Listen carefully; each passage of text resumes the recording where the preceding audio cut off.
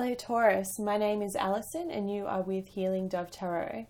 Today we are going to have a look at the love energy surrounding you from the 19th of August until the 25th. Taurus, I've already gone ahead and pre-shuffled the cards, so let's get started. At the bottom of the deck you have the Nine of Swords. So the Nine of Swords is my anxiety card, okay? It means that you're not getting enough sleep, you're up at night, up in your head, worrying. Taurus, as a sign, you tend to be one of the most lovable, loyal signs that there are out there. But you do have this ability to fret and stress over things that you really have no control over. Habitual things like biting your nails, stress and anxiety things, twitching, fiddling, all those kind of things, because you don't quite know how to balance that energy in your head. And a bit of a message there, there's only ever two choices, right? Love or fear. And when we let go of fearing the worst and just tell ourselves each morning an affirmation of everything's going to work out for me, you'll watch as the energy change, because it does. Everything does always work out for you, even if we don't see it at the time. And the reason why I'm giving you that message is because you start off the week with the Eight of Swords. The Eight of Swords speaks about feeling trapped. In traditional tarot, she's wearing a blindfold, but she's surrounded by all these swords, and it looks like that if she takes one step forward, she could fall on a sword or die on a sword or be injured. However, the truth is that she's not really trapped. If she just removes her blindfold, then she could walk clearly free of the swords. Now, in this image, it's the same meaning of literally what I was just describing to you. You have the control of the story that you tell yourself, the narrative. You're never really trapped. You're never really lost, as long as you believe in love versus fear. Okay? Now, you've got a lot of swords energy on this deck. So again, Nine of Swords, Eight of Swords, Four of Swords, Six of Swords, Seven of Swords. It's like 6, 7, 8, Nine of Swords in a pattern. So I do see you getting out of this energy, but I think you're mentally moving on from something, okay? You have the Four of Swords coupled with the Six of Swords. So Four of Swords talks about taking a break, and the Six of Swords talks about mentally moving on.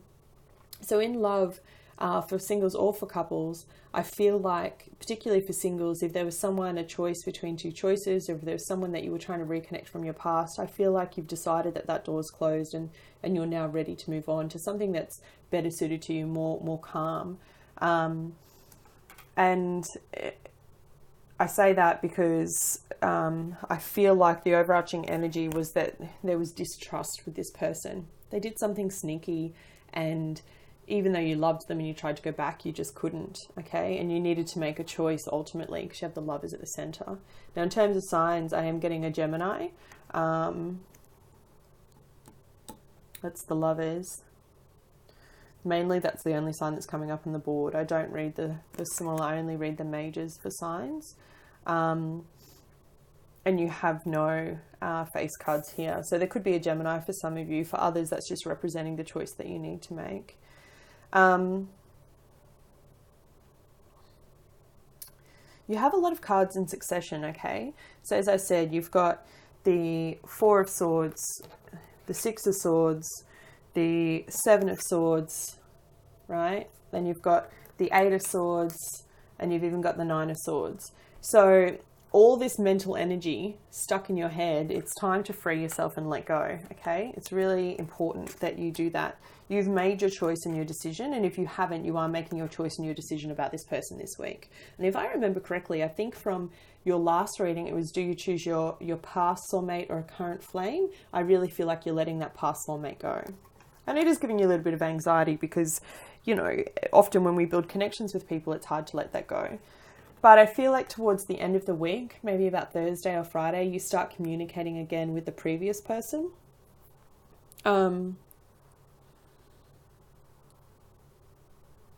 Yeah, and Eight of Wands speaks about fast-moving text messages, social media, Snapchat, Instagram, that kind of thing. I see a lot of communication after you've made the decision, like you've made the decision, you've come back to the realization, you're letting go of your past and moving forward with your future, then you start communicating.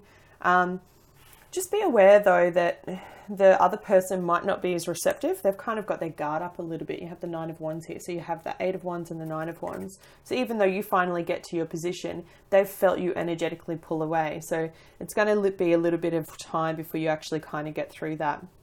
But this week for singles, definitely, or for people that kind of had something else that was going on, it's very much about making that decision, letting go of your past, knowing that you're not trapped, and that everything's going to work out for you in the future, okay?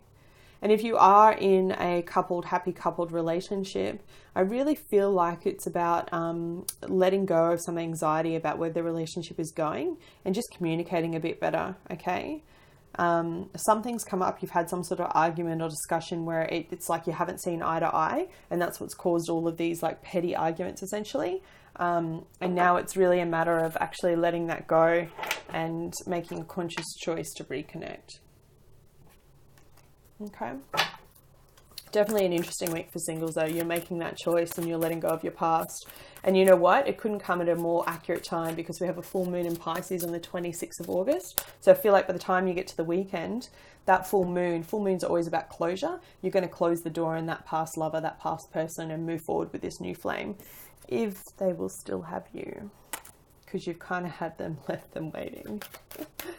All right, please show me, what is the message for Taurus singles? What do they need to know for this week in love, 19th of August to the 25th of August? Thank you, Spirit. Please show me.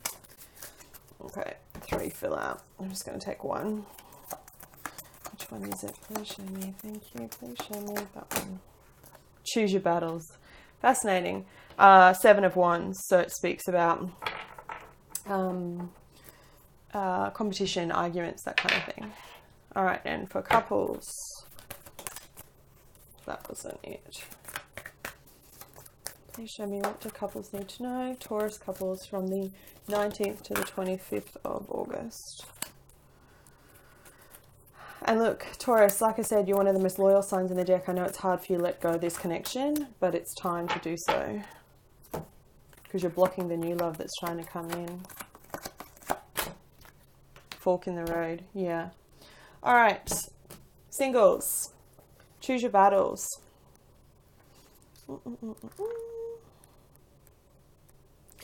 Okay, keywords: resistance, defense, and evaluate.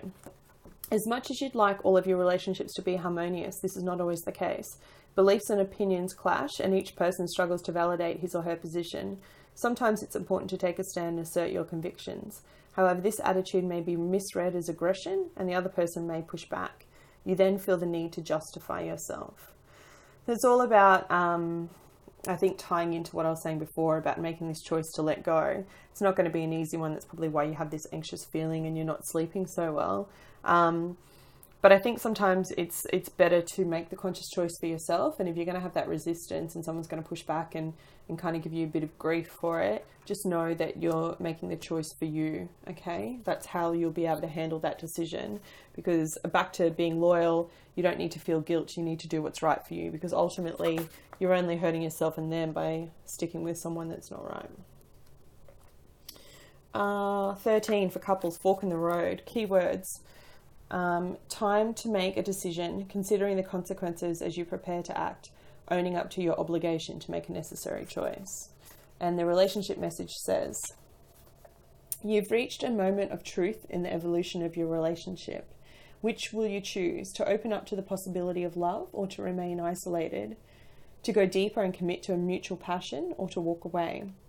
This is time to take responsibility for your truest desire and follow it. Be honest with yourself about what you're willing to do, invest and give, then choose.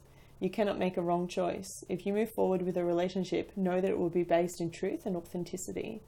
You will have made a conscious decision rather than simply hanging on because you didn't want to be alone, or ending things because you're afraid of all the intensity of a genuine connection. All roads lead to the lessons you must learn in your relationships. Regardless of the decision you make, it will place you on the path to a true experience of the heart.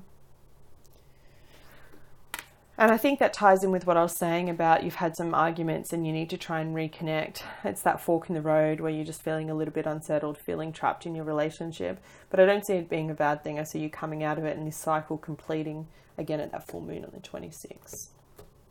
Okay, Taurus, I hope you have found this helpful. If you have, please like, share, and subscribe, and I'll be back with you next week. Take care.